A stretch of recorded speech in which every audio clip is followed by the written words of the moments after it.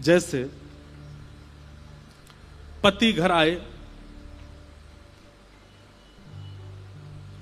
घर में भोजन मां भी बनाती है, पत्नी भी बनाती है, पर पत्नी कभी कभी बनाती है, मां ही ज्यादा बनाती है। और पति रोज पूछता आज किसने भोजन बनाया। किसी दिन कह दिया जाए आज तुम्हारी पत्नी ने बनाया, तो महाराज भले ही बिना नमक की सब्जी हो तो भी प्रशंसा करो, बहुत बढ़िया बनी, एक नंबर बना, क्या इसमें तो ऐसा लगता है मानो साक्षात अन्नपूर्णा आ गई हो तुम्हारे हाथों में।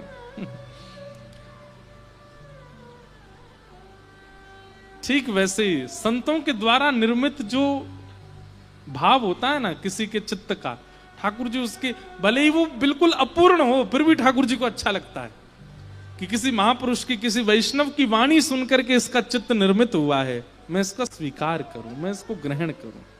ठाकुर जी को अच्छा लगता है।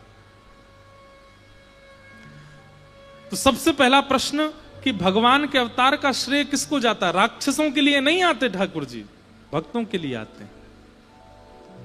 उनके मन को हरण करना नहीं, उससे कोई औचित्य नहीं, हमारे मन को लेने के लिए ठाकुर जी आते हैं। चित्तम सुखेन भवता पहितम ग्रहेशु, श्रीमद् भागवत के रासपंच अध्याय में गोपियां कहती हैं कि हमारा मन आपके पास है, वो मन हमें वापस कर दो तो हम चली जाएंगी। ठाकुर जी कहते हैं मन एक बार मैं जिसका ले लेता हूं फिर वापस नहीं कर पाता।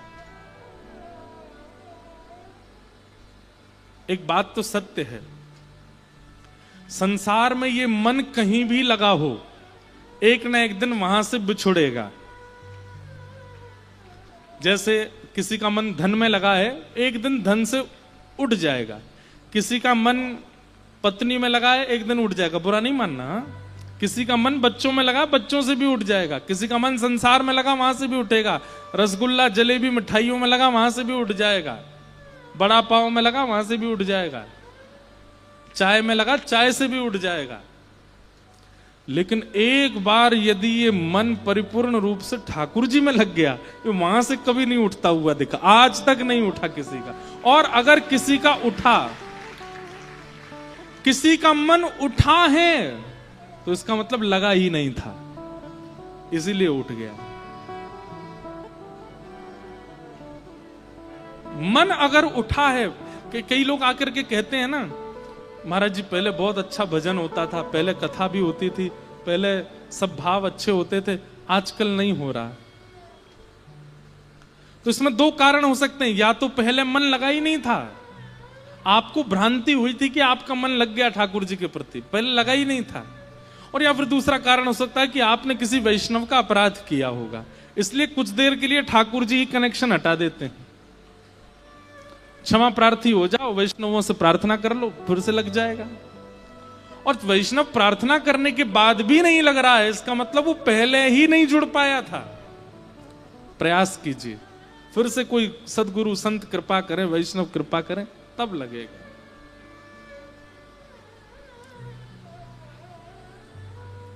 तो ठाकुर जी राक्षसों के लिए नहीं आते, भक्तों के लिए आते हैं, वैष्णवों के लिए आते हैं। अरे रावण वध करना था, उसके लिए 14 वर्ष का वनवास आवश्यक नहीं है। जब भरत जी राम जी को ले जाने के लिए आए वापस, तो राम जी ने रावण का चिंतन नहीं किया कि मुझे रावण को मारना है, बल्कि क्या चिंतन करते हैं राम जी कि अगर मैं वापस अयोध्या चला गया तो फिर जटायु से कैसे मिलूंगा, अगर मैं वापस अयोध्या चला गया तो सबरी से कैसे मिलूंगा, अगर मैं वापस अयोध्या चला गया तो श्री हनुमान से कैसे मिलूंगा। रावण का चिंतन नहीं किया ठाकुर जी ने। तो ठाकुर जी का अवतार का श्रेय किसको जाता है? भक्तों को। पहला प्रश्न, शास्त्र सारह क, हमारे हिंदू वैदिक सनातन धर्म में इतने सारे शास्त्र हैं, इन शास्त्रों का सार क्या है? सब शास्त्रों का सार क्या है? अष्टादश पुराणेषु व्यासस्य वचनद्वयम् परोपकार पुण्याय पापाय पर पीड़नम। दो बातें, जो आपको अपने लिए बुरा लगता है वो किसी के साथ मत करो, जो आपको अपने लिए उचित नहीं लगता वो किसी के साथ आप करते हैं, वही पाप है। और असहायों की सहायता करना यही पुण्य है। परोपकार पुण्याय पापाय परपीड़नम। तीसरा प्रश्न क्या किया? किम श्रेय शास्त्र सारा कह स्वावतार प्रयोजनम। भगवान के अवतारों का प्रयोजन क्या है? कभी ठाकुर जी कृष्ण रूप में, कभी राम रूप में, कभी परशुराम रूप में, कभी कच्छप रूप में, कभी मत्स्य रूप में, कभी नृसिंह रूप में, ये सारे रूप ठाकुर जी धारण करते हैं। इन सब का उद्देश्य क्या है? अरे अगर उद्देश्य पूर्ण करना है तो एक ही अवतार में कर दिया करें, इतने सारे रूप धारण करने की आवश्यकता क्यों पड़ती है? किम कर्म, ठाकुर जी के कर्म क्या है? के अवतार से, अवतार कितने हैं, एग्जैक्ट कितने हैं? कोई 10 बोलता है, कोई 24 बोलता है। और अंतिम प्रश्न, धर्म कम शरणम गतः। ठाकुर जी के जाने के बाद धर्म किसकी शरण में जाता है? ये 6 प्रश्न हैं। और इन 6 प्रश्नों के उत्तर में अब सूत जी महाराज यहां से कथा कहना प्रारंभ करते हैं। सवै पुंसां परो धर्मो यतो भक्त यदोक्षजे अहैतुक्या प्रतिहता ययात्मा संप्रसीदते। एक बात सुनिएगा, ज्ञान का फल क्या है? वैराग्य का फल क्या है? ज्ञान का फल, वैराग्य का फल, भक्ति का फल, इन सब का फल केवल एक है। क्या? अहैतुक्य प्रतिहता, ठाकुर जी के प्रति अहैतुकी भक्ति होना। अहैतुकी भक्ति किसको कहते हैं? बहुत सावधानी से सुनो। कई बार बहुत विस्तार से इस भाव को हम बताते हैं। चाहे कुछ हो जाए पर ठाकुर जी के प्रति आपका भाव ना डगमगाना, उसको अहेतुकी भक्ति कहते हैं। चाहे जो हो जाए, चाहे अनुकूलता आ गई, चाहे प्रतिकूलता आ गई, चाहे विपरीत स्थिति बन गई, चाहे सब अनुकूल स्थिति बन गई, लेकिन हर स्थिति में आप ठाकुर जी के प्रति एक रस हो, इसे कहते हैं अहेतुकी भक्ति।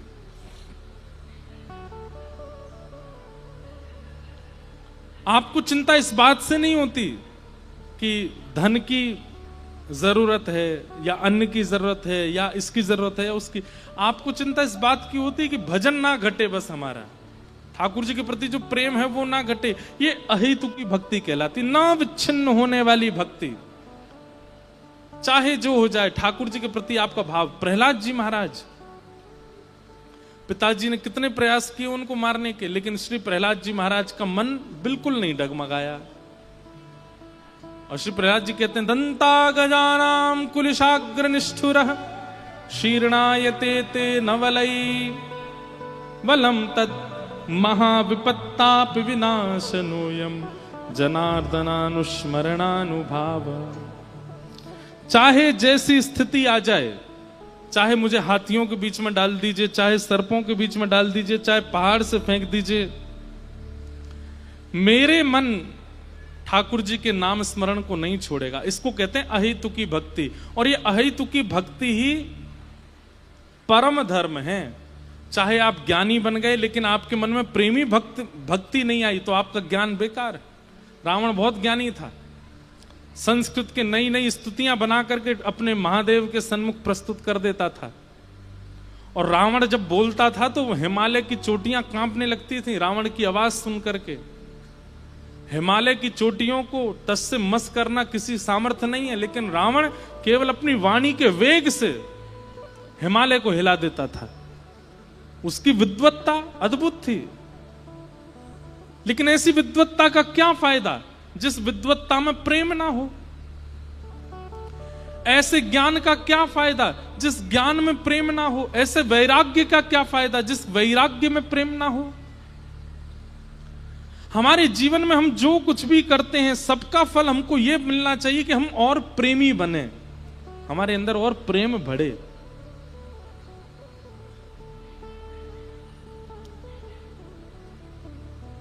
आप धनवान बनते हैं और प्रेमी नहीं बने तो आपका धन कमाना व्यर्थ है। आप बहुत संपत्तिवान, ऐश्वर्यवान, योग्यवान बन गए, लेकिन आपके चित्त में प्रेम की सुगंधी नहीं है, तो आपने जो जो कमाया सब व्यर्थ है। लेकिन आपने सब प्राप्त करते हुए भी अपने प्रेम को नहीं डगमगाने दिया, प्रेम की स्थिति नहीं घटी है, तब समझो कि ठाकुर जी की प्रसाद रूप में आप धन कमा रहे हो, प्रसाद रूप में ऐश्वर्य कमा रहे हो, प्रसाद रूप में संपत्ति कमा रहे हो। ठाकुर जी के बिना प्रसाद की वस्तु पाओगे तो प्रेम घटेगा, लेकिन ठाकुर जी के प्रसाद से अगर जीवन में कुछ भी आएगा तो प्रेम बढ़ेगा। समझ में आई बात? प्रेम वर्धन यदि नहीं हो रहा है, आपके अंदर सरलता, दीनता, दैन्यता, प्रियता, इन सब का प्रादुर्भाव नहीं हो रहा, तो आपका सब कुछ करना व्यर्थ है संसार में। लोग लगभग अनईजी हो जाते हैं बहुत धनवान होने के बाद। लोग लगभग दीनता का त्याग कर देते हैं एक श्रेष्ठता प्राप्त करने के बाद।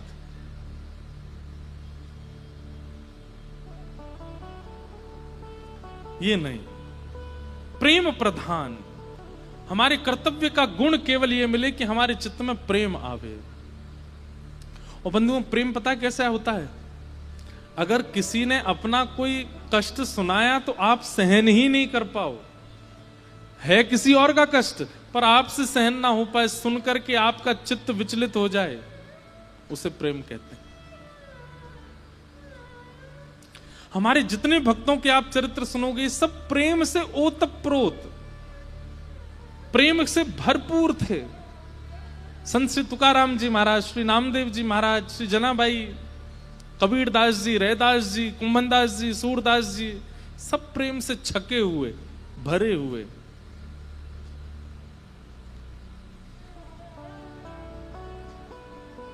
भक्तिमती मीराबाई कहती हैं, मीराबाई को किसी ने कहा, ए मीरा, तेरे को भजन करना अच्छा लगता है, तेरे को नाम गाना अच्छा लगता है, तो एकांत में किया कर। ये सबके सामने क्यों करती है? तू बीच में खड़े होकर के क्यों गाने लग जाती है? और तुझे पता है कि तेरे देवर को बिल्कुल अच्छा नहीं लगता, तेरे पति की मृत्यु हो गई, तेरे ससुर जी एकमात्र ससुराल में थे जो तेरे पक्ष के थे, वो भी चले गए। अब तेरी ननद और तेरे देवर ये दोनों तुझ पर कुठाराघात करते हैं, फिर भी तू इनके सामने कीर्तन करती है, क्यों करती है? अरे भाई, वो राजा है, उसको मना के रखना पड़ता है, वो अगर नाराज हो गया तो। मीराबाई का उत्तर इतना सुंदर, बोले ये तो राजा है, पर मैं जिसका नाम गाती हूं वो तो महाराजा है, वो नाराज हो गया तो। ये तो एक मेवाड़ क्षेत्र का राजा है, और मैं जिनका नाम गाती हूं वो तो तीनों लोकों का राजा है, वो तो पूरे ब्रह्मांड का राजा है। ये राजा रूठेगा तो ज्यादा से ज्यादा क्या करेगा? मुझे अपने नगर से निकाल देगा, क्योंकि मारने का प्रयास तो कर चुका, मर तो मैं पाई नहीं। इसने विष पिलाया, क्या क्या नहीं किया, मर तो मैं पाई नहीं, वो मार तो मुझे नहीं सकता, ज्यादा से ज्यादा क्या करेगा? अपने अपने नगर से निकाल देगा। लेकिन वो राजा नाराज हो गया तो, अरे नरक में भी जगह नहीं मिलेगी फिर मुझे, फिर कहां जाऊंगी मैं तो गोविंद रा गुण गासूं, राणा जी रूठे तो मने काय कर से। मैं तो गोविंद राग गासूं, राणा जी रूठे तो मने काय। बहुत अच्छा पद है। मैं तो गोविंद रा गुण गासूं, राणा जी रूठे तो मने काय कर से। तो गोविंद राग गासूं, राणा जी रूठे तो मने। समझ में आ रहा है? ये राणा रूठ करके क्या कर लेगा मेरा? मैं तो गोविंद का गुण गाऊंगी। और फिर क्या कहती हैं? चरणामृत को नियम हमारो, चरणामृत को नियम हमारो, नित उठ दर्शन जासूं,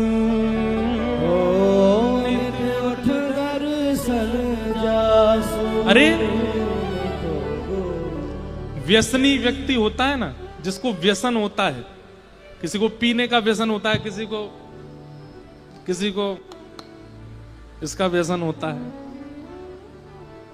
व्यसनी व्यक्ति अपने व्यसन की वस्तु छोड़ता नहीं है, नियम से करता है। मीराबाई कहती है मैं भजन क्यों छोड़ दूं, मैं ठाकुर जी का स्मरण क्यों छोड़ दूं? जब व्यसनी अपना व्यसन नहीं छोड़ता तो मैं अपना भजन क्यों छोड़ूं, और वो भी किसी और के लिए? अरे क्या व्यसनी ने अपनी माता पिता की चिंता करके व्यसन छोड़ा? क्या व्यसनी ने अपनी पत्नी की बच्चों की चिंता करके अपना व्यसन छोड़ा? तो फिर मैं भक्त होकर के अपनी भक्ति क्यों छोड़ दूं? अरे व्यसनी से तो अच्छी हूं मैं। चरणामृत रो नियम हमारो, चरणामृत रो नियम हमारो, और नित उठ दर्शन जासू,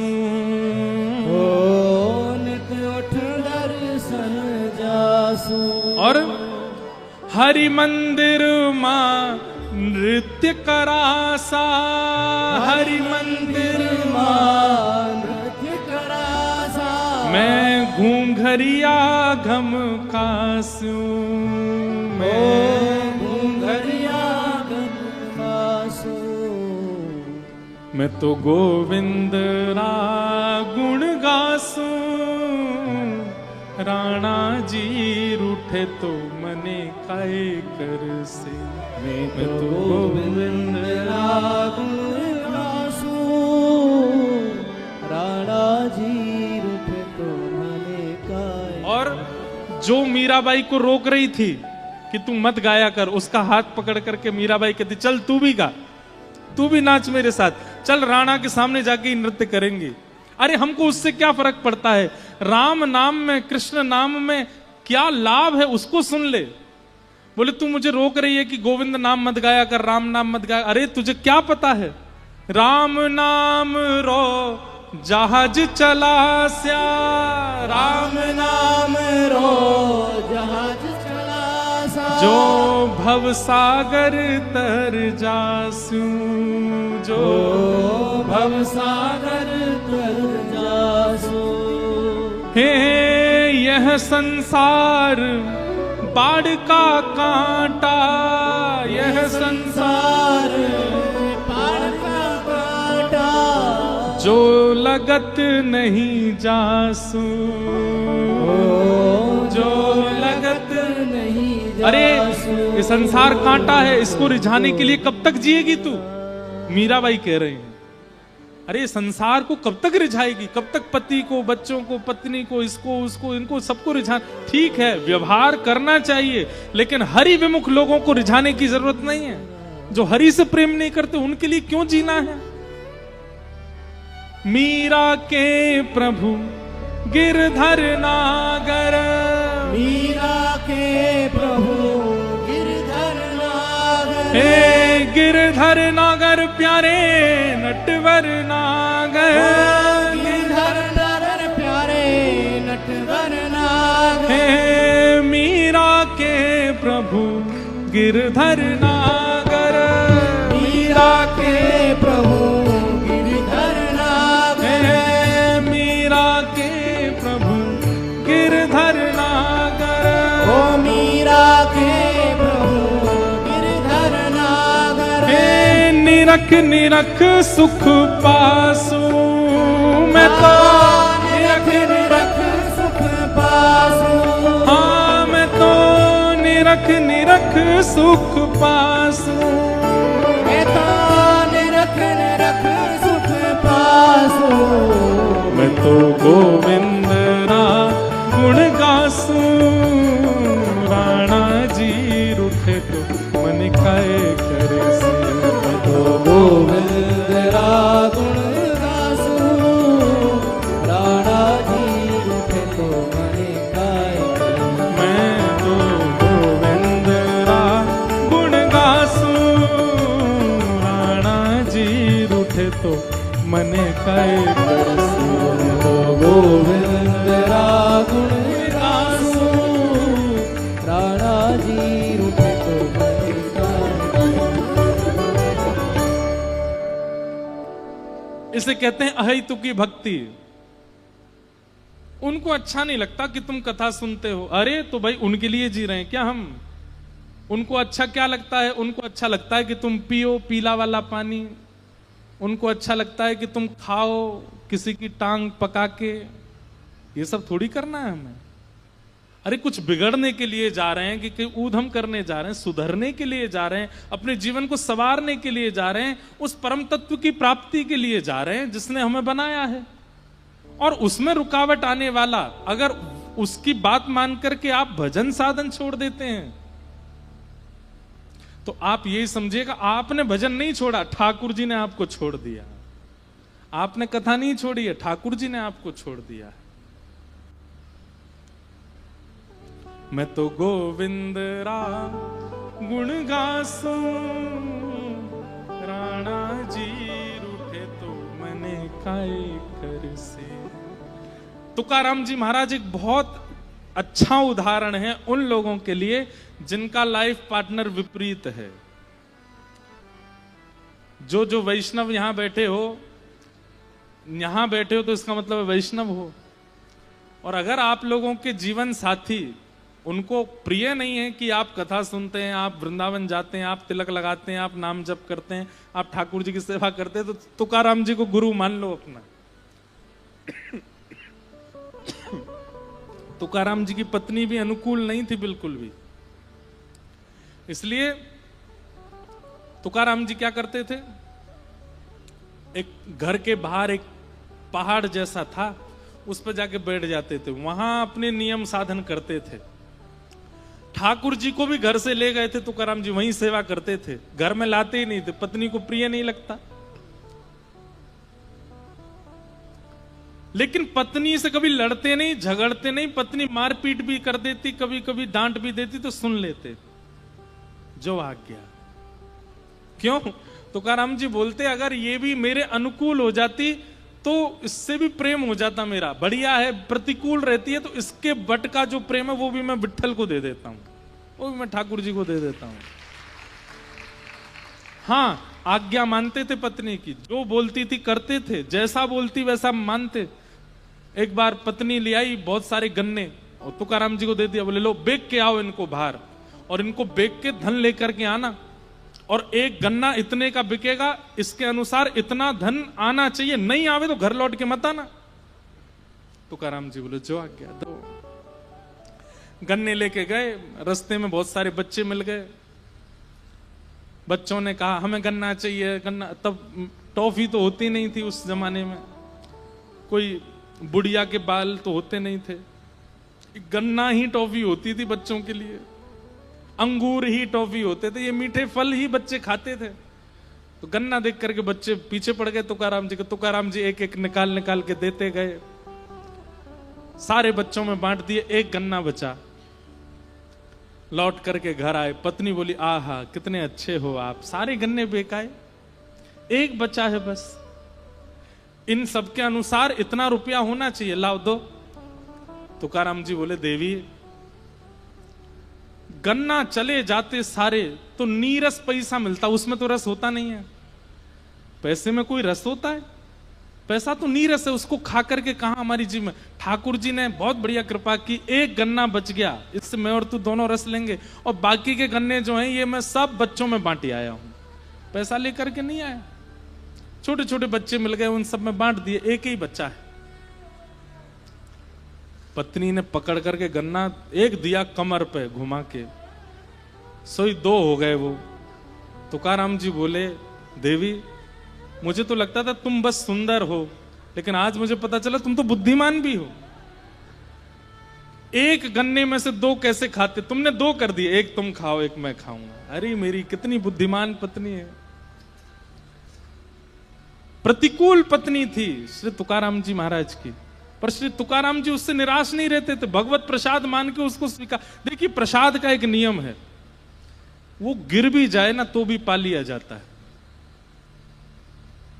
प्रसाद का एक नियम है, जो प्रसाद नहीं है वो गिर जाए तो उसको फेंक दिया जाता है, लेकिन प्रसाद ठाकुर जी ने जो दिया है अगर वो पृथ्वी पर गिर भी जाए तो भी उठा के पाने का विधान है, वो अपवित्र नहीं होता। अगर आप वैष्णव हो, तिलक लगाते हो, कंठी पहनते हो, कथा सुनते हो, इसका मतलब क्या है? आपका संपूर्ण जीवन प्रसाद है, और जीवन में आने वाली हर घटना, हर व्यक्ति प्रसाद है, चाहे वो प्रतिकूल है चाहे अनुकूल है, सबको स्वीकार करो, सबको ग्रहण करो। एक बार तुकाराम जी महाराज के पास में, मुझे बहुत अच्छी लगती है बात, तुकाराम जी महाराज के पास गांव का एक बालक गया। तुकाराम जी बोले, क्या बात है बालक, तुम क्यों आए? बोले, प्रभु मेरे पूरे खानदान के लोग मेरे पीछे पड़े हैं कि तुम ब्याह कर लो। मैंने सब लोगों से कहा है कि अगर तुकाराम जी बोलेंगे तो ब्याह करूंगा, क्योंकि मुझे पता है आप कभी हां नहीं बोलोगे। आपकी पत्नी जो करती है आपके साथ पूरे गांव को पता है। दूध का जला छाछ भी फूंक फूंक के पीता है। आप जब स्वयं इतना भोग रहे हैं तो आप मेरे घर वालों से मना कर देंगे ना कि मेरा ब्याह नहीं होना चाहिए? तुकाराम जी बोले, हाँ ठीक है, घर वालों को बुलाओ। घर वाले आए, बोले तुकाराम जी अगर बोलेंगे तो ही ब्याह करूंगा। सबने जाके तुकाराम जी से कहा, क्या आज्ञा है? बोले, इसका अभी ब्याह करा दो। तो व्यक्ति बोला, ये तो आपकी बात गलत है, ये तो वो वाला स्वभाव हो गया कि मैं जलाऊं तो तू क्यों बचे। आपने ऐसा क्यों बोला? तुकाराम जी बोले, पहले घर वालों को भेजो तब बात करेंगे। घर वाले चले गए, उसको बोले, देख ब्याह कर ले, अनुकूल पत्नी आ गई तो बढ़िया, कोई दिक्कत नहीं, कोई टेंशन नहीं, जैसा तू वैसी तेरी पत्नी। और अगर प्रतिकूल पत्नी आ गई तो गांव में अभी एक तुकाराम है, एक और हो जाएगा, एक भक्त है, दूसरा एक और हो जाएगा। तब उसके नेत्र सजल हो गए और वो तुकाराम जी से बोला, मुझे बस ये आपसे जान। और आज के युवाओं का सबसे ज्यादा प्रश्न यही होता है, सुन लीजिएगा ध्यान से। तुकाराम जी से वो बालक जो प्रश्न करता है, वो आज के युवा सबसे ज्यादा यही क्वेश्चन करते हैं कि लाइफ में आने वाली इतनी प्रॉब्लम्स के साथ भी खुश कैसे रहा जाए। वो बालक बोलता है तुकाराम जी से कि आप इतने प्रसन्न कैसे रहते हो, आपकी पत्नी अनुकूल नहीं है। और तुकाराम जी का चरित्र आप देखेंगे तो तुकाराम जी का पहले ब्याह हुआ था और उससे एक बालक भी था। पत्नी और बालक दोनों अकाल के कारण मर गए थे। इतना संकट जीवन में आया। एक पत्नी बालक प्रधार चुकी, ये दूसरी पत्नी थी जो शासन करती थी। तो उस बालक ने कहा, आपने इतने सारे अपने जीवन में परेशानियां देखी, लेकिन आप इतने प्रसन्न रहते हो। स्वयं छत्रपति शिवाजी महाराज आपके प्रवचन सुनने के लिए आते हैं, आपकी इतनी ख्याति है पूरे विश्व में, लेकिन घर में आपकी बिल्कुल पूछ नहीं है। ये प्रतिकूलताओं में आप प्रसन्न कैसे रहते हो, मुझे इसका राज बता दीजिए। तुकाराम जी बोले, राजवाज तो सब बाद में बताऊंगा, लेकिन मुझे तेरी एक दूसरी बड़ी गंभीर बात पता चली है, पहले वो सुन ले। तो बालक बोला, क्या पता चला आपको? बोले, मुझे ये पता चला कि आज के ठीक 7वें दिन तेरी मृत्यु हो जाएगी। तेरे जीवन के केवल 7 दिन बचे हैं, तेरी मृत्यु हो जाएगी। भैया, तूने अब तक जितने भी पाप किए हों सबको सुधार ले। बोला, मैं अच्छा आया आपके पास, आपने तो उल्टा मुझे इतनी चिंता में डाल दिया। और वो बालक चला गया वापस। भोजन करता है, सब्जी में नमक नहीं है। पहले बहुत चिल्लाता था मां पे, नमक अच्छे से नहीं डालती हो, इसमें नींबू नहीं डाला, इसमें शक्कर नहीं डाली, ये वो। अब जो मिल जाता है उसको प्रेम से पा लेता है। पहले उसका बड़ा भाई उससे लड़ता था तो ये उसको मारने के लिए चला, अब बड़ा भाई लड़ता है तो उसको गले लगाता। ठीक है भाई, कोई बात नहीं, तू बोल ले मुझसे, तुझे जो बोलना बोल ले, जीवन के 6 दिन बचे बस मेरे पास। रिश्तेदार नातेदार जिनसे इसको ईर्ष्या होती थी, वे भी लोग घर आते थे तो ये बाहर जाके मिलता था, सबके पैर छूता था। बुआ जी बहुत दिन में आई हो, आती रहना, हाँ 5 ही दिन बचे मेरे पास तो। पिताजी का ध्यान रखना, माँ का ध्यान रखना, सब ठीक से संभाल लेना आप। बुआ के बच्चे जो इसको एक आंख नहीं सुहाते थे, सबको गले लगाया। भाई, मैंने तुझे बहुत ईर्ष्या की, तू मेरा सबसे प्यारा भाई है, तुझे हृदय से लगा लूं, बहुत खुश रहना, अच्छे से पढ़ाई करना, तेरा ब्याह शादी सब अच्छा हो जाए। उसने 6 दिन में ऐसा जीवन यापन किया अपना, 7वां दिन था, सुबह सुबह ब्रह्म मुहूर्त में नहा धो करके, नींद तो आती नहीं थी उसको, तो ब्रह्म मुहूर्त में ही उठ जाता था। उठ करके स्नान ध्यान करके तिलक करके बिल्कुल शुद्ध पवित्र हृदय से, दीनता मुखमंडल पर दिख रही है, तुकाराम जी के पास पहुंच गया। बोले भगवान आपने कहा था 7 दिन में प्राण चले जाएंगे, आज 7वां दिन है, अब क्या करूं? तुकाराम जी बोले मेरे को तेरे बारे में पता है कि तू अपनी मां से बहुत लड़ता था, वो भोजन में नमक ज्यादा कम कर देती है। अभी 7 दिनों में नमक कैसा था? बोला मुझे नहीं पता, मुझे जैसा मिला मैंने पा लिया। अच्छा तू तेरे बुआ के बच्चों से बहुत चिढ़ता है, तेरी परसों बुआ आई थी, बच्चे कैसे लगे? बोले कुछ नहीं, मैंने हृदय से लगाया, मुझे किसी में दोष नहीं दिखा, सब अच्छे लग रहे थे। तू अपने बड़े भाई से बहुत लड़ता झगड़ता, रोज तुम्हारी लड़ाई के झगड़े के बातें पूरे गांव में होती हैं। आजकल 7 दिन में बड़ी शांति थी, लड़ाई नहीं हुई। बोले वो लड़ने आता था पर मैं उससे चरण छू के उससे क्षमा मांग लेता था। तुकाराम जी बोले क्यों? इन सब के पीछे कारण क्या था? बोले बस ये लगता था कि 7 ही दिन बचे हैं, सबसे प्रेम से रह लूं। तुकाराम जी बोले यही मेरे जीवन का राज है, मुझे लगता है मेरा अगला क्षण भी अंतिम हो सकता है, मैं क्यों विवाद में पड़ूं, मैं यहां क्यों क्रोध करूं, इससे क्यों लड़ूं, इसको क्यों मारूं, उससे क्यों झगड़ूं, इधर क्यों जाऊं, इधर क्यों दिमाग खराब करूं, इधर क्यों शब्द बोलूं, मेरा अगला क्षण भी अंतिम हो सकता है, सबसे प्रेम कर लूं। चरणों में गिर गया। बोले भगवान आपने उत्तर बता के नहीं दिया, लेकिन प्रैक्टिकली मुझे समझा दिया, बस एक बात बता दो। बोले क्या मैं मरने वाला हूं? तुकाराम जी बोले हाँ, हर क्षण मरने वाला है, जब तक ये बात मन में नहीं रखेगा तब तक तू पापी बना रहेगा। जाओ, अगला घंटा भी तेरा अंतिम हो सकता है, इसलिए इस समय मैं बहुत व्यवस्थित रह लूं। क्या पता मेरा अगले घंटे मेरा प्राण निकल जाए, अगले क्षण में मुझे कुछ हो गया तो प्रसन्न रह ले। हर स्थिति में प्रसन्नता ये कब आ सकती है? जब आप प्रेमी हृदय वाले होंगे। बंधु हमारी बात बहुत ध्यान से सुनिएगा, अगर आपके चित्त में दीनता नहीं है, प्रेमत्व नहीं आ रहा है, आपकी की हुई सब क्रियाओं से आप सरल नहीं बन रहे, सहज नहीं बन रहे, डाउन टू अर्थ नहीं हो रहे हो, तो आपके द्वारा की गई सब क्रियाएं व्यर्थ हैं।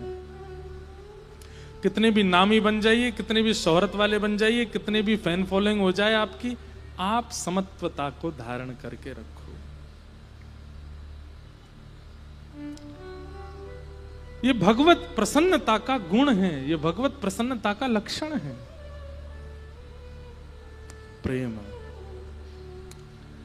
सवै पुंसां परो धर्मो यतो भक्तिर अदोक्षजे अहैतुक्य प्रतिहता आत्मा संप्रसीदते धर्मस्वनिष्ठितः पुंसां विश्वक्सेन कथासु यः नोत्पादयेदधिरतिं श्रम एव हि केवलम्। इस प्रकार सूत जी महाराज यहां सौनकादि ऋषियों के प्रश्नों के उत्तर दे रहे हैं। भगवान के अवतारों के प्रसंग सुनाए गए, ठाकुर जी के 11 अवतारों के बारे में यहां बताया गया। भगवान का एक सुंदर अवतार है धन्वंतरी। धन्वंतरी मतलब औषधि के स्वामी। संसार में जितनी भी औषधि हैं, उन औषधियों के स्वामी जो भगवान है वो धन्वंतरी भगवान है। और धन्वंतरी भगवान से पूछा गया कि संसार में ऐसी कोई औषधि है जिस औषधि को किसी भी रोग में प्रयोग किया जाए तो वो रोग समाप्त हो जाए। धन्वंतरी भगवान कहते हैं एकमात्र एक औषधि ऐसी है जिसको किसी भी प्रकार के असाध्य रोग में यदि ग्रहण किया जाए तो वो रोग समाप्त होता है। वो कौन सी औषधि है? कि अच्युतानंद गोविंद नामोच्चारण भेषजा नाश्यन्ति सकला बाधा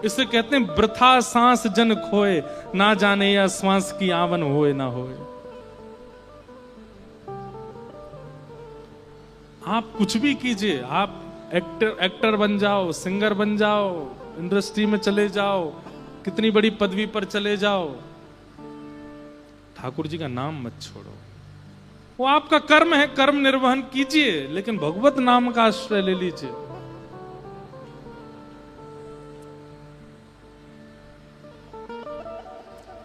नाम सर्वोपरि है। धन्वंतरी भगवान कह रहे हैं, अच्युतानंद गोविंद नामोच्चारण भेषजा नाश्यंती सकला बाधा। उसके जीवन की कितनी भी बड़ी बाधा हो, मैं फिर कहूंगा बाधा तो आएगी, बाधा टलेगी नहीं, आएगी, लेकिन वही बात है, सब तबाह कर जाएगी, आपको कुछ नहीं होगा, आप सुरक्षित रहोगे, आपका मन सुरक्षित रहेगा। ऐसी बातें, ऐसा भाव।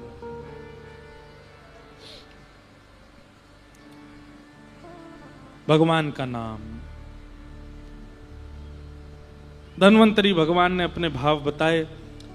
11 भगवान के अवतारों के विषय में बताया गया। भागवत पुराण के विषय में कैसे भागवत जी की रचना हुई, वो सब बातें बताई गई।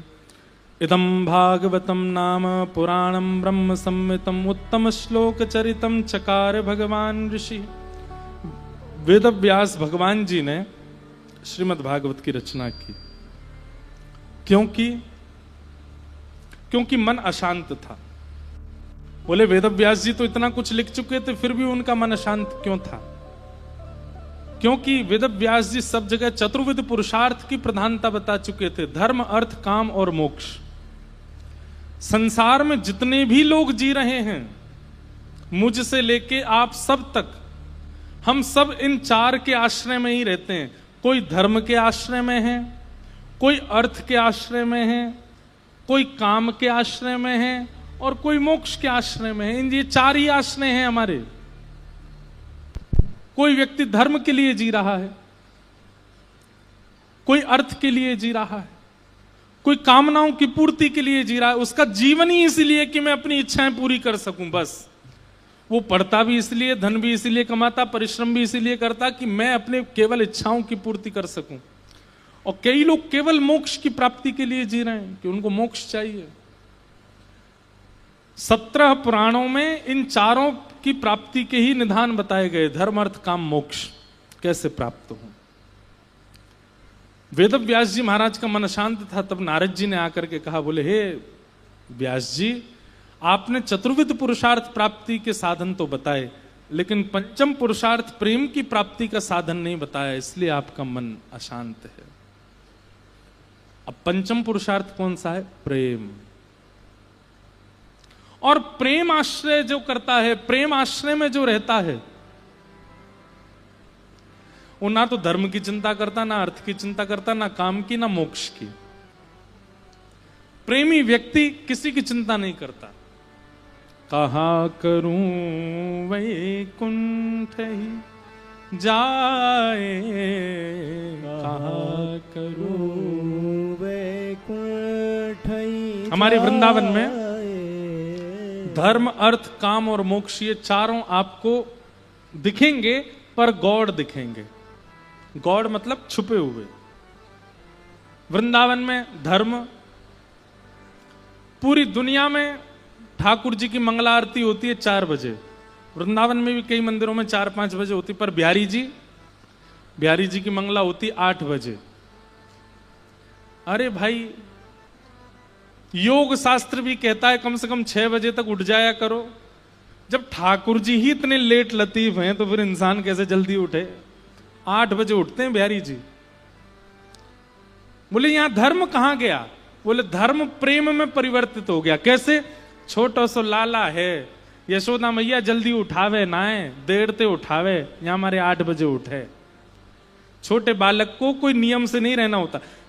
18-19 साल के बालक के लिए नियम होते हैं, अरे भाई तुमको 7 बजे उठ जाना है, नहीं तो माताजी चिल्लाती हैं, पिताजी आके गेट खटखटाते हैं, भाई पीछे पड़ जाते हैं, तुम उठ क्यों नहीं रहे हो?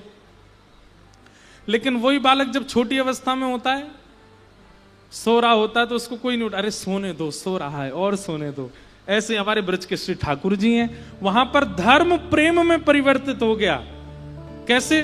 ठाकुर जी सो रहे हैं, पूरी दुनिया में आरती में घंटी बजाई जाती है, हमारे वृंदावन में नहीं बजते। और वृंदावन में भी कई मंदिरों में बजती, बिहारी जी में नहीं बजती। क्यों? अरे घंटी की इतनी तेज आवाज सुन के लाला डर जाएगा, घंटी मत बजाओ, बिना घंटी की आरती होती ठाकुर जी की। धर्म प्रेम में परिवर्तित हो गया। बहुत ध्यान से सुनिएगा, दुनिया में कामना, वृंदावन में कामना प्रेम में परिवर्तित हो गई। वृंदावन के लोगों की कामना क्या है? किशोरी मोहे द्वारे रख ली जो, लाडली द्वारे रख ली जो, जग जंजाल छुड़ाए बास बरसाने को दीजो। हाँ, जग जंजाल छुड़ाए बास बरसाने को दीजो। ब्रज के लोगों की कामना क्या है? उल्लासनगर के लोगों की कामना होगी कि अब धीरे धीरे हम लोग मुंबई में शिफ्ट हो जाएं, बोरीवली पहुंच जाएं, बोरीवली में जाके फिर कामना होगी कांदीवली चले जाएं, कांदीवली से होगी मलाड में चले जाएं, मलाड से फिर होगी कौन सा है आगे, दादर चले जाएं, दादर से इच्छा होगी मालाबार हिल पे चले जाएं, मरीन ड्राइव पे पहुंच जाएं, मरीन ड्राइव पहुंच के अब बंबई से मन भर गया, अब तो लंदन जाएंगे सीधे। कामनाएं खत्म ही नहीं हो। वृंदावन में कामना क्या है? जग जंजाल छुड़ाए बास बरसाने को दीजो। वहां पर कामना प्रेम में परिवर्तित हो जाती। धर्म प्रेम में परिवर्तित हो गया, कामना प्रेम में परिवर्तित हो गई, अर्थ प्रेम में परिवर्तित हो गया। दुनिया के लोग कमाई करते हैं, दुनिया के लोग ऐश्वर्य के लिए, नाम के लिए घूमते हैं, लेकिन वृंदावन में चीराणि कंथाम कुरु भ्रातः तिष्ठ तले टले विटपिनाम ग्रामेषु भिक्षामटः स्वच्छंदम पिबयामुनम जलमलम चीराणि कंथाम कुरु सम्मानम कलयाति घोर गरलम नीचपुमानम क्षुदा श्री राधा मुरली रवो ब्रज सखे वृंदावनम मात्यज। पूरी दुनिया में ख्याति प्राप्त करने वाले लोग भी वृंदावन में लौटते हुए आते हैं। वृंदावन में अर्थ क्या है? दुनिया में जो ख्याति प्राप्त करना चाहता है, जो ऐश्वर्य प्राप्त करना चाहता है, जो नाम शौहरत प्राप्त करना चाहता है, वो वृंदावन में ऐसी इच्छा रखता है, पड़ी रहूं कुंजन के कोने, लोगों के बीच में खड़े हैं, कोई हमसे पूछे ना कि हम कौन हैं, हम तो श्री जी की दासी हैं। वहां पर अर्थ भी प्रेम में परिवर्तित हो जाता है। अच्छा, दूसरी जगह तो धन कमाया जाता है, वृंदावन में केवल प्रेम कमाया जाता है, नाम कमाया जाता है। वृंदावन वास करने वाले करते क्या है? केवल नाम कमा रहे हैं। श्री चैतन्य महाप्रभु गांव में जाते और गांव में जाकर के कहते हमें भिक्षा दो, और जैसे भिक्षा लेने के लिए द्वार पर जाते, घर के लोग अगर निकल करके आटा दाल चावल लेकर के आते, चैतन्य महाप्रभु हाथ पीछे कर लेते, बोले ये भिक्षा नहीं चाहिए। तो क्या चाहिए? बोले परिवार में कितने लोग हैं, सब आ जाओ, और सब लोग एक एक बार हरि बोल दो, बस यही हमारी है। अब बोलना है तो फिर एक साथ बोलो, भुजा उठा करके हरि बोल, वाह हरि बोल।